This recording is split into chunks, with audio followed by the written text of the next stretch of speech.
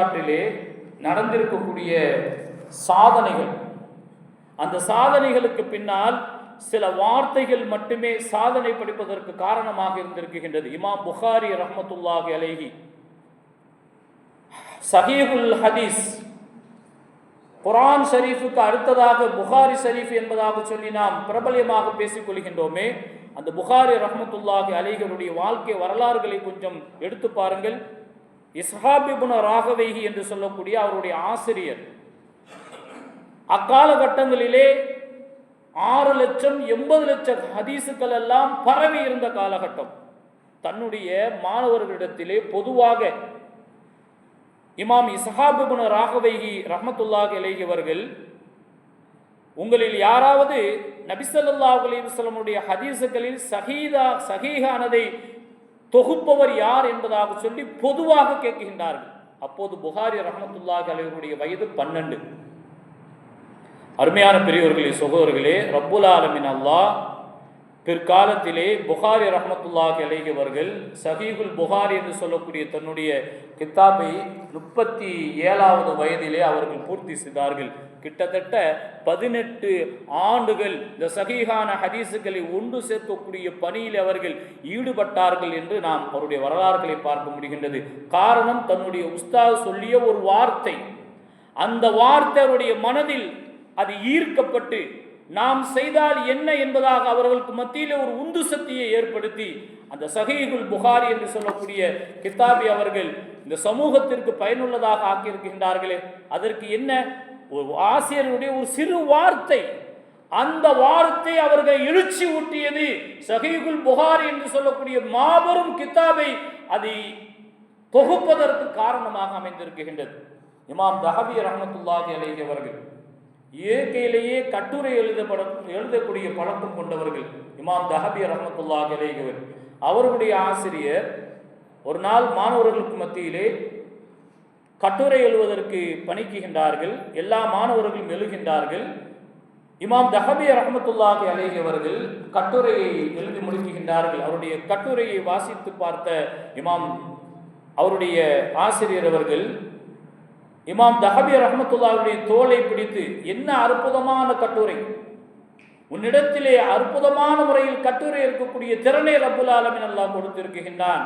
எனவே நீ மிகப்பெரிய கட்டுரையை இஸ்லாம் சார்ந்த விஷயங்கள் நீ எழுதுவாயாக என்று ஆசிரியர்கள் சொன்னதும் ஷரஹ் தஅதீல் என்று சொல்லக்கூடிய ஒரு கிதாப், இந்த கிதாப் சஹீஹான ஹதீஸ் எது, லஈஃபான ஹதீஸ் என்று இன்று தெரிந்து கொள்வதற்கு காரணமாக அமையக்கூடியது. ஷரஹ் தஅதீல் என்று சொல்லக்கூடிய கிதாபை தொகுத்தவர்கள் இமாம் தஹபி ரஹ்மத்துல்லாஹி அலைஹி அவர்கள்.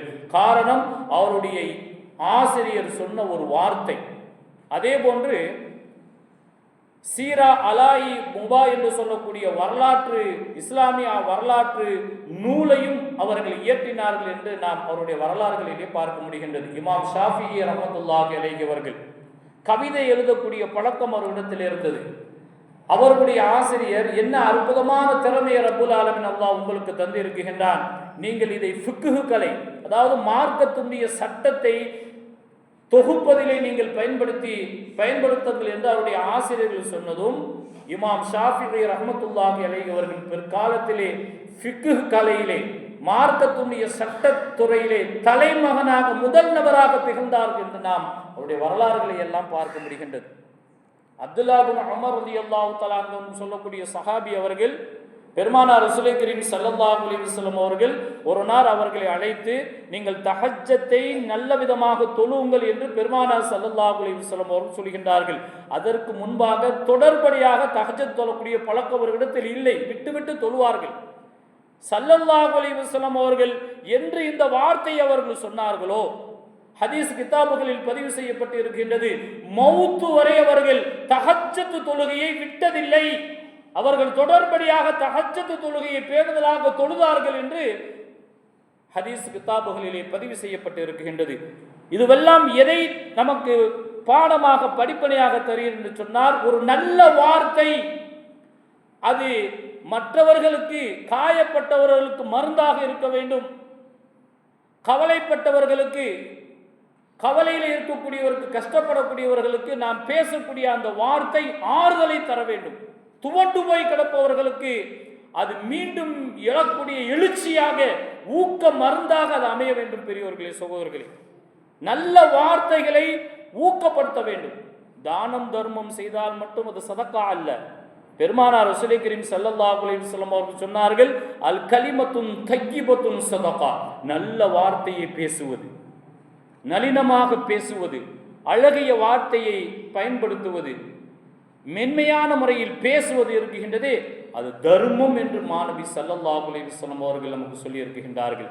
அருமையான பெரியோர்களே, சகோதரர்களே, ஆக நாம் பயன்படுத்தக்கூடிய வார்த்தை, அதில் கவனம் தேவை. அந்த வார்த்தை நம்மை சொர்க்கத்திலே கொண்டு போய் சேர்க்கும். தகாத வார்த்தை நரகத்தில் இட்டு செல்லும் என்பது பெருமானார் ஸல்லல்லாஹு அலைஹி வஸல்லம் அவர்கள் சொல்லி இருக்கக்கூடிய ஹதீஸ்களின் மூலமாக நாம் தெரிந்து வரக்கூடிய செய்தியாக இருக்கின்றது.